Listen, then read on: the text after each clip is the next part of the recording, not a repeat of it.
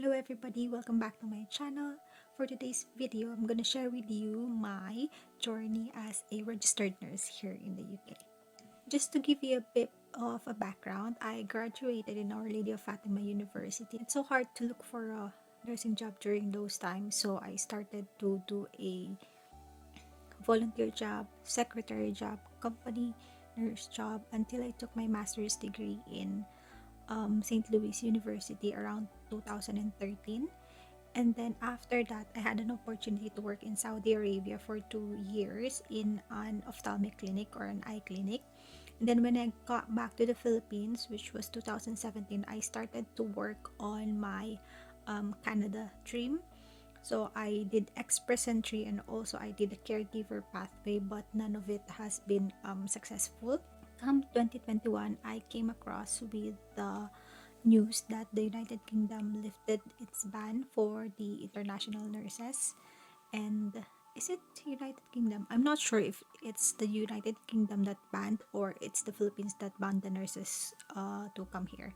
So when I heard that news, I was intrigued and I started watching videos like this regarding the process on how to come here in the UK.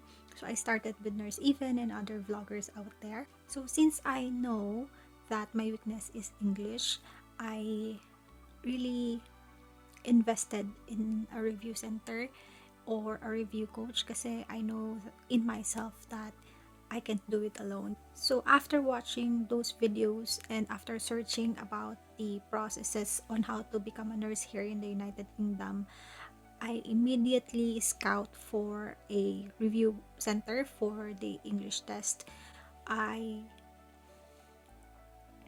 decided to take the OET because OET is more on the medical side, so I scouted for an OET reviewer and then I came across with Nurse Alice Gomez, which has been raved by different nurses all over the world when it comes to OET review. So May 7, when she opened the intensive review for the OET, so I'm not satisfied with my scores during the intensive review. Then I decided to enroll another 10 letter correction and then one session of speaking classes with Coach Alice. We started the letter correcting August 10 of 2021 and I think 2 letters per week and then two corrections per week ata. I can't remember. So basta ganun siya. And then at the end of the month, I think nag-book na ako for the speaking.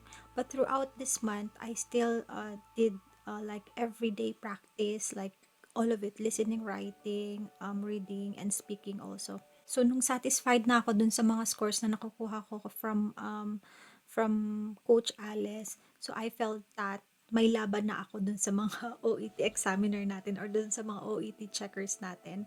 So I booked my exams September 11 of 2021 and then I took the exam at ACE testing center, which was held in Baguio City. And then I think the result came in about September 30 or so, and then the official result October 31 siya na-post same year 2021. So I paid 21,000 for the OET exam itself. I paid 6,500 for the OET review, intensive review, and about 3,400 for the 10th letter correction and the speaking session, the one speaking session. So after I took my OET exam, during those time, around September 17, I opened my NMC application online just to get the gist on how to, how the process is. So nung September 30, when I found out that I passed the OET, I immediately paid £140 for evaluation fee, which is they will give you an application number or a reference number. I think it's a CRM number, and then you will go to the PRC, any PRC branch. You have to have your registration or the certificate of registration or the lupon, and then your card, your ID card, PRC card, and then the PRC personnel knows now what to do about that. You will pay around 200 pesos for that services. So when the PRC confirmed that you are really registered nurse in the Philippines, they will email the NMC, and then the NMC will give you an ATT, or the authorization to take the CBT exam and the OSCE exam. So CBT is a computer-based exam na iti-take mo here in the Philippines in order for you to be OSCE ready. The OSCE is the face-to-face exam that you will take when you're here in the US na. Or in the UK na. US girl. Also, when I passed my OET, I started to send na my application to different agencies. Just to remind you guys, just a heads up, you really have to take the English exam first before ka i-entertain ng mga agencies in the Philippines. So, kailangan talaga mapasa muna yung English test. That's the first step that we need to do.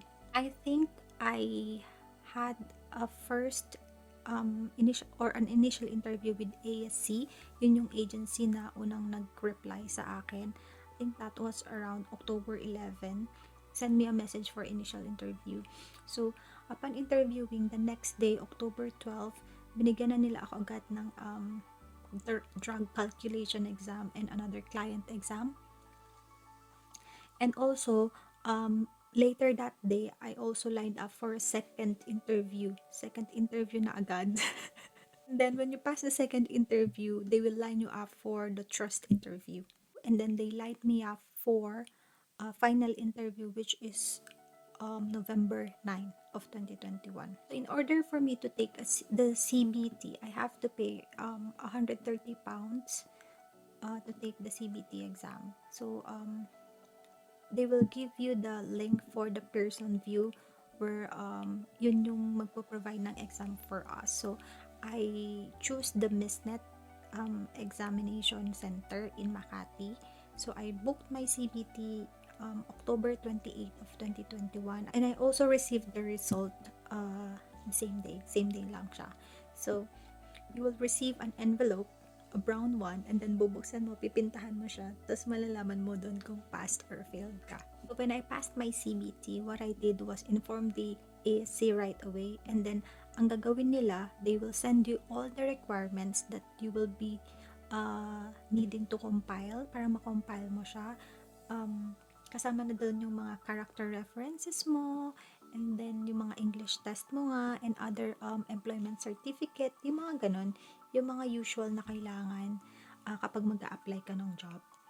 They also gave me reviewers for my final interview exam. It is about UK healthcare system, about NHS, about NMC, about nursing in the UK, something like that. You just have to read it and have at least a gist, or have at least some information about the UK para lang may maisagot ka during the interview.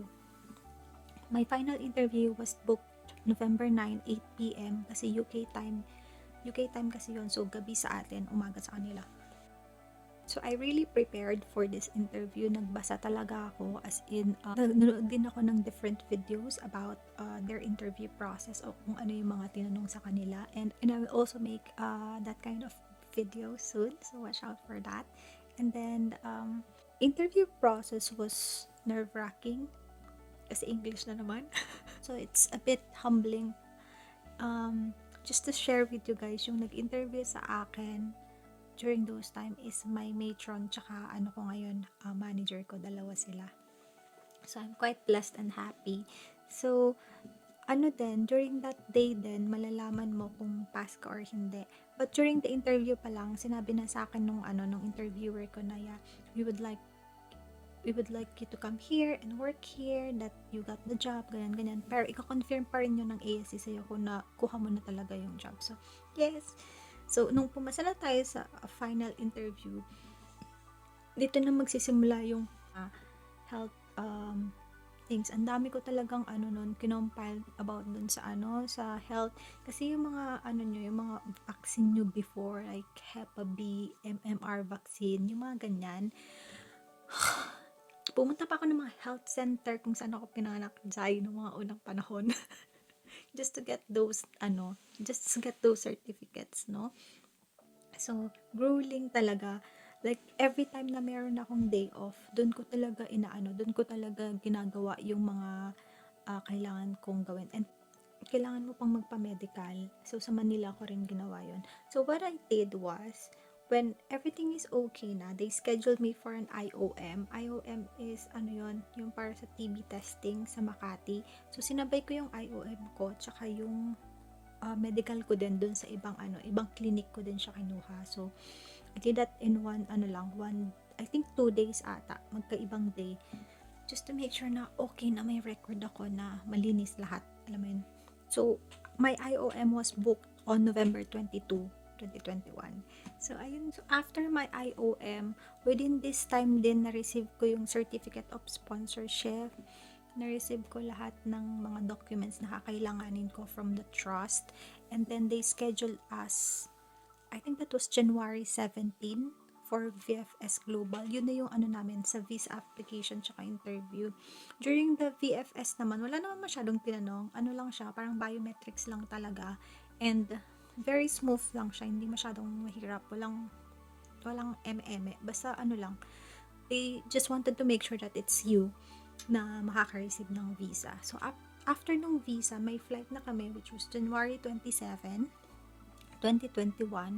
So, imagine niyo the timeline. I started reviewing May 7, June, July, August, September, October, June, July, August, September, October, November, December, January. 8 months totally. Pero kung hindi mo isama yung review ko, if mag-start lang ako from the time that I took the exam, that was September, October, November, December, January. That was only 4 months. 4 months lang, and then my flight na ako. Ganun siya kabilis. Sobrang bilis. And mind you, I'm still working during this time. So, ngarag ang lola mo. Oh, I came in here in the UK pala. Idagdag ko lang. I came in here in the UK 1st of February kasi na-cancel yung flight namin ng January 27 during airline weather something update. And then I also wanted to add that upon coming here, the trust organized a 3-week na intensive review for our OSCE, which is the face-to-face exam. And then we were scheduled to take the exam of the 2nd of April 2022. And then I took the exam. I failed one case or one sitting case, so I have to retake that one exam on the, I think it was 28th of May this year. And then so 31st of May, I have to wait a couple of parang weeks. Kasi, I think 2 weeks before I receive my PIN, my UKRN PIN na talagang nurse na ako dito. When I came here, guys, I started at band 4, which is the highest band for healthcare assistant. So, I received band 4. So, upon getting my UK license, nag-start na ako as band 5 nurses. So, ayun lang, guys. So, thank you. I hope you get the gist on how the process is. So, the agency helped me a lot para hindi ako masyadong lost sa kung anong uunahin at kung anong gagawin ko. And then, also a lot of prayers kasi nga sabi ko nung una, it was a very smooth application, but during the end, when I'm taking my OSCE exam, I failed one, but it's okay because in life there's always a second chance. And kapit lang kayo sa pangarap nyo, guys. I waited 4 years for this. I waited almost 4 years to be able to work, outside the Philippines again. And here I am. And hopefully one day, makita ko kayo dito. And yeah, let's enjoy the life here. Bye-bye. See you on my next video.